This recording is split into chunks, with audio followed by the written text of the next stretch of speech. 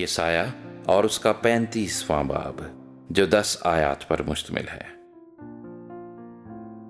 بیابان اور ویرانہ شادمان ہوں گے اور دست خوشی کرے گا اور نرگس کی مانند شگفتہ ہوگا، اس میں کثرت سے کلیاں نکلیں گی، وہ شادمانی سے گا کر خوشی کرے گا۔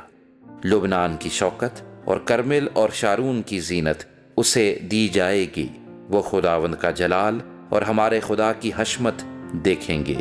کمزور ہاتھوں کو زور اور ناتوان گھٹنوں کو توانائی دو، ان کو جو کچ دلے ہیں کہو ہمت باندھو، مت ڈرو، دیکھو تمہارا خدا سزا اور جزا لیے آتا ہے۔ ہاں خدا ہی آئے گا اور تم کو بچائے گا۔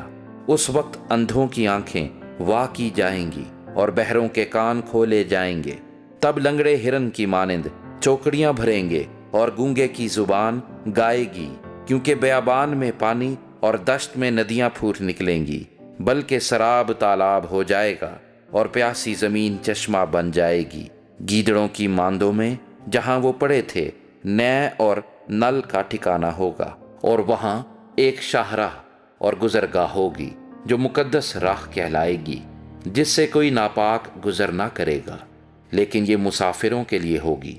احمق بھی اس میں گمراہ نہ ہوں گے۔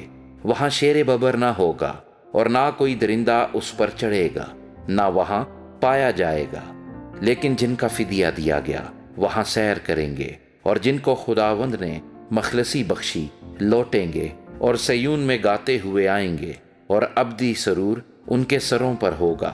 وہ خوشی اور شادمانی حاصل کریں گے اور غم و اندوہ کا فور ہو جائیں گے۔